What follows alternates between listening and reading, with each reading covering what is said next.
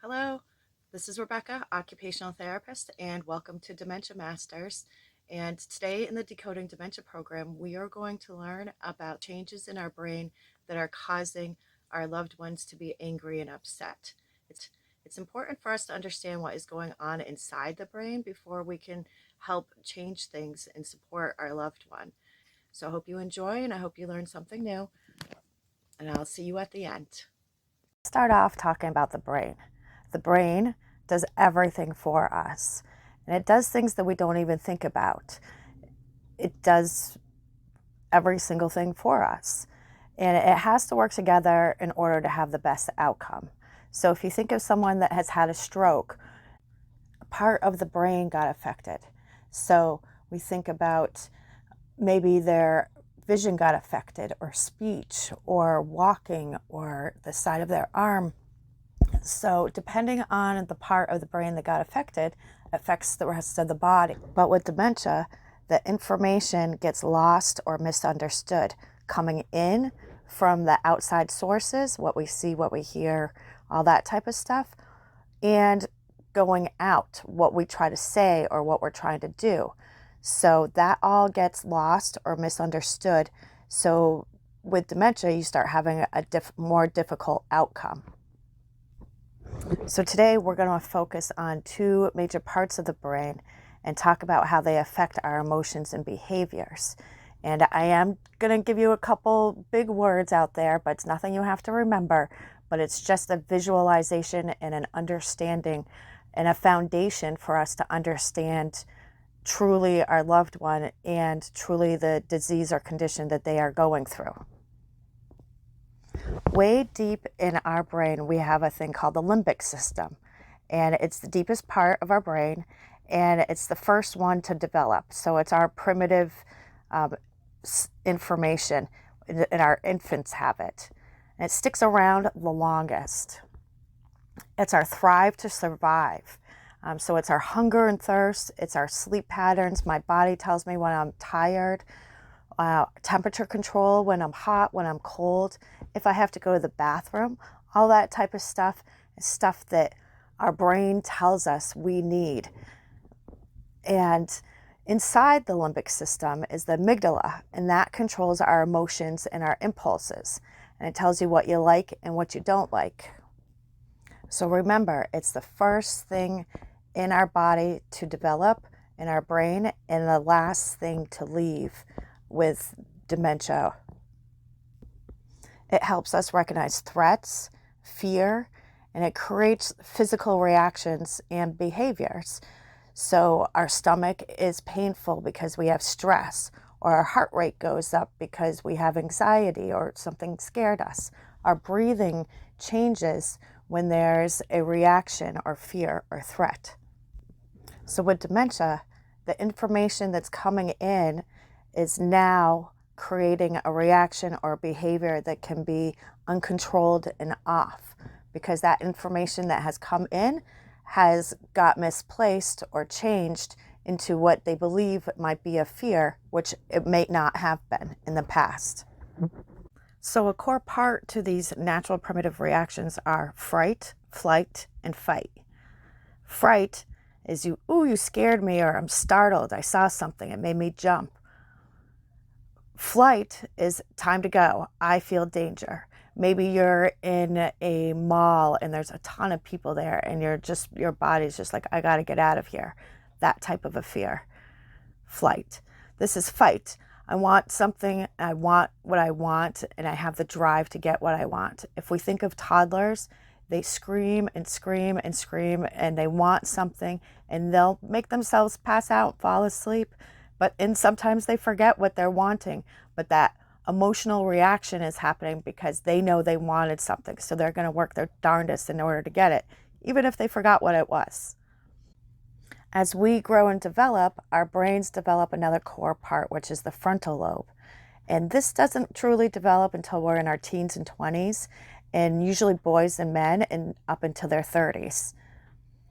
And the core part teaches us how to control those primitive natural reactions. It tells us, what experiences we have had as we have grown older to how to react to them.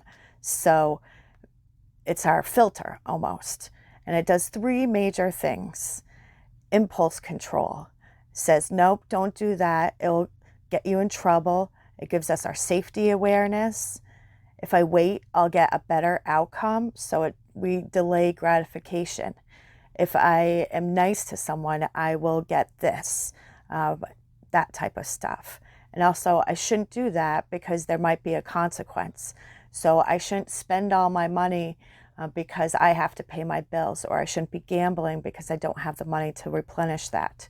Also, I shouldn't say that because I might get fired, or I shouldn't say those things or act this way because somebody's going to get upset with me. So we learn that, and it gives us that information. With dementia, the impulse control can deteriorate, and so they can say mean things and have outbursts and those irregular reactions because the impulse control might not be there, but those emotions are still there because they're deep inside our brain. The frontal lobe also gives us our decision making. So we consider options. What's our best outcome? We think of things through to make the right choices. What are we deciding to do? With dementia, you start noticing people having difficulty making decisions, and they can be small, kind of complex decisions affecting paying their bills or cooking supper because there's so many, how much heat control do I need? Did this overboil? When do I start these things? And cleaning up, organizing, that has difficulty when you have dementia. The frontal lobe also works on our perspective and our empathy. And in all humans, it's our very last thing to develop. And I would say in a lot of people, it probably doesn't even develop. But it helps us understand someone else's point of view and their perspective. We step aside from what we believe and what we think, and we look at where their perspective is. What are their upbringings? What are their information? Everybody's different. We learn, if I say that or do that, I might hurt someone's feelings. Somebody else might be hurt from this. Or you think, you're busy right now, so I'll wait. I will delay my gratification because you are busy doing something right now. And if we look at children, as we talk about this, we do see that it develops later. You have a 3-year-old that's going, mama, mama, mama, mama, mama. They don't care if you're on the phone. They don't care if you're doing anything. It's all about them. And as we get older, we turn around and say, don't you know I'm on the phone? Because now your 12-year-old shouldn't be saying those things because they start realizing they have to wait and they have to wait their turn, that type of stuff. And this is what we teach our children. And if we look at it, it does develop later. And then we make poor decisions. So if you think of teenage boys or, boys in their 20s and 30s, they're still driving really fast and taking large chances and stuff like that because that frontal part, the frontal lobe, is not completely developed. So those chances and those eagernesses are there and the consequences are not there. So let's recap. The first part to deteriorate in the frontal lobe is your impulse control, your decision making, and your perspective and empathy when you have dementia. But what stays around but has mixed messages is your emotions, your fear, your threat, your fight, fright, and flight, which creates personality changes. And the brain has lost the ability to say, stop, let's think about this. What's the best outcome? And are no longer able to accurately sense what a threatening situation is. With dementia, our brain is causing a stressor, but we have lost the perception of what a stressor really is. And we lost the processing of the stress. Is it real? Is it not real? What do we do? So we are unable to filter the reaction or the words that are coming out if we have dementia. And with our body, when there's a perceived threat, it creates an automatic physiological reaction. And it activates the sympathetic nervous system and triggers an acute stress response. and it prepares our body for fight, fright, or flight. Usually our heart rate goes up, something happens.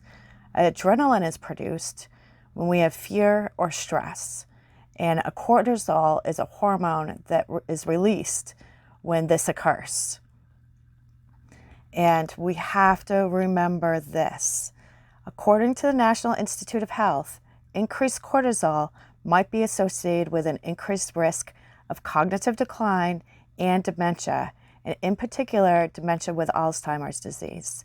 So if we think about it, when someone's in a higher stressed environment, say we take mom and we bring her to a new home, we bring her to the nursing home or to a changed environment, causes stress and anxiety and not knowing what's going on, which creates increased cortisol, which increases cognitive decline. So we say, when mom went there, she got worse. That's because her body is stressed and the hormones are filtering up and causing increased cognitive decline. It also causes weight gain, diabetes, hypertension, proximal muscle weakness, and osteoporosis. For ourselves as caregivers, we also need to reduce their stress in order to reduce our stress. We need to have a great care environment for both our loved ones and for ourselves. We need to understand what is causing the stress, which is we see it through a behavior, wanting to go home, repeating themselves, asking questions, wandering away, refusing actions. Why is this happening and how can we solve it? This is what my program is here to do, is understand what is causing the stressors and create solutions to everyday challenges. A person with dementia can also appear angry and may lash out. They can be agitated and upset and at times frightened. And it appears like it's directed at us, but in reality, what you're seeing is the fight, fright, and flight response. It's a natural response, a primitive response that's going off in their body. And so perfectly innocent actions can be perceived as highly threatening to a person with dementia. For instance, coming around someone from the back and just coming up to say hi, that can create horrible reaction and it can create a mood for the day. So I'm going to get more into what our sensory and what our body does otherwise. But if you're coming around the back of somebody and they now have poor visual perception and they don't remember who you are or they can't see your face and now you've touched their body, that just creates a horrible reaction inside your body. You feel like it's a threat. And so they might not be happy to see you now because you didn't approach them from the front.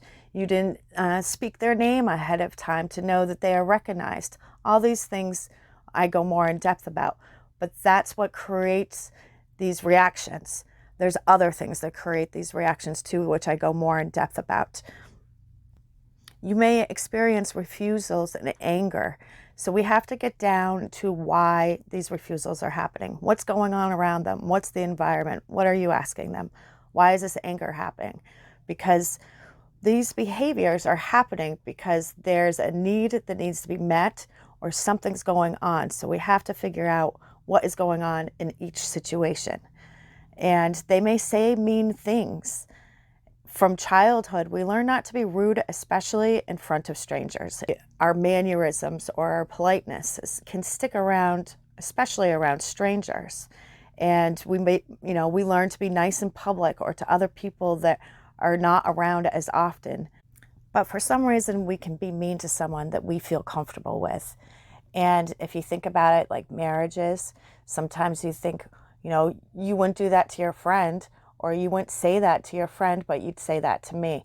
So when we feel comfortable with someone, we seem to let our guard down more. And so the same thing with dementia, then they become the mean person towards you, and you wonder, why are they mean towards me? And why do they say mean things towards me, but they're not saying anything mean to my brother or to my sister? But they might not be around all the time. They are trying to get what they can get, attention wise, newness wise, from this new person, because they're not going to be around as much. So they don't feel as comfortable with them. And I mean, that's a catch-22. You want them to feel comfortable, but you also don't want them to be being mean to you. So something else to remember is that behaviors and changes come in waves. Sometimes we say, mom's been mean, or, she's acting erratic. And then sometimes either the sister shows up and she's not, or you're like, she was good for 2 days, what's going on? And so sometimes, especially at the beginning, it's not constant. And I'll tell you about a woman I had in a support group, and it was for memory loss. And this woman was at the beginning of Alzheimer's, and I had another man that had brain cancer. And so part of his brain, actually it was a tumor, and part of his brain was removed. And she told me, or she said that, sometimes when you have dementia, you can stand and look at yourself having dementia, and you realize you're having it, but you can't do anything about it. And the gentleman that had the brain tumor removed said, I totally feel what you're talking about. And he said, sometimes I can see what I'm trying to do, but it's not happening. And so it's kind of like seeing it from afar, but being stuck in it. So it's just something that has always given me chills, because you don't really get that much insight, but it's, something that they have said, and something to remember, that sometimes they're there. And if you are there during that time, try to get any information that you can get out of them. Try to work with them, try to make them happy, and work, do what you can. We also have to remember that each person is different. Emotions can be little or extreme, and not everybody has these anger issues. Some people we call are pleasantly happy, and they could say that they're in 6 different states away going to the bank, but they're happy as a lark and they're not angry. And then other people are, and it's just the part of the brain that's affected. So I had a woman that had a stroke, and she was a pediatric dentist, and so she loved children. And her husband told me that she started swearing, and he's never even heard her swear. So it's a part of our brain and our filter that's in there that can get affected. So most importantly, caregivers, we cannot take these to heart. It is so hard not to. There's so much stuff that's going on emotionally, and just caregiver wise, that it affects us. But we can't take these things to heart, because this is what causes more burnout and more stress on you. If you can almost compartmentalize it and say, this is the disease and it's not them, and it's hard to do, but not get angry back, not argue back, all that type of stuff. Take a breather, take a breath in, and realize it's the part of the disease, because we are mentally doing it to ourselves. They aren't able to empathize, and they're not able to see our perspective anymore. So they don't realize what is being said and doing that's hurting us. And when we have burnout, it makes the relationship harder, and it puts the person in the nursing home quicker, because if you can't handle it, you're trying to figure out the next way out. So it's important for us to go through this and learn about what someone needs, so that we can reduce these behaviors and understand how to resolve these problems. So these changes, and all these changes, can happen early or late in the process, depending on the disease and the condition and the part of the brain that's affected. So we talk about frontal temporal dementia. That's our frontal lobe. That's the part that gets affected at the beginning and the most in that area. So emotions and impulse control and all of that is primarily affected first. Someone with, say, Parkinson's, their movement patterns and that type of stuff are affected first. And we may never see any anger or emotional issues or memory problems. So depending on the disease or the condition, different parts of the brains will be affected. And the symptoms will appear at different times.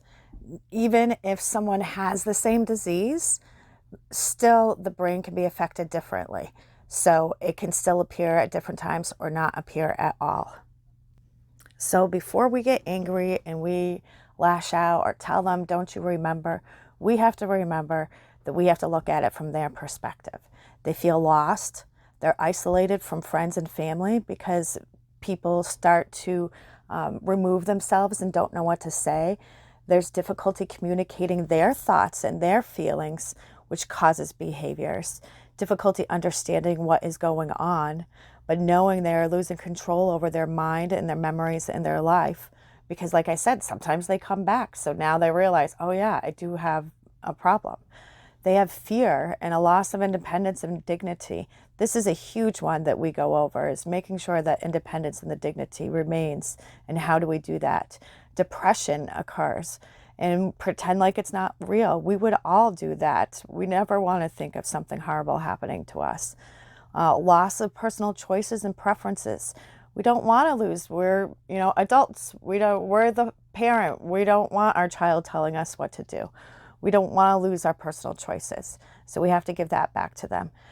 This all creates anxiety and anger and lashing out. And so we have to validate their feelings. We have to say, I understand you're frustrated. I know this sucks. I'm sorry. I know you want to get in the car. What is it you want to do? We have to figure out these things. And we do this later in the program. And it's important for us as caregivers to understand what could be causing the body to have these reactions, which creates these behaviors. And they're primitive again. So what is causing these problems? And we have to figure out ways to predict, provide the right support, and prevent it from happening. And we will definitely be doing this. In the next segment, we're going to discover what the rest of the brain is doing to cause daily challenges and reactions or behaviors. And then after that, we're going to get into solutions to these challenges and what to do to keep the brain and body active. So those are so many key things in here that we will get to. So I hope you learned something new today. Please send out questions and I will be able to answer you. And I can't put everything in one single video, so I'm trying to break it down as easily as I can so you guys get a good foundation and understand what to do, and then we can come up with some really good solutions. So keep up the good work and keep loving your loved ones. Talk to you later.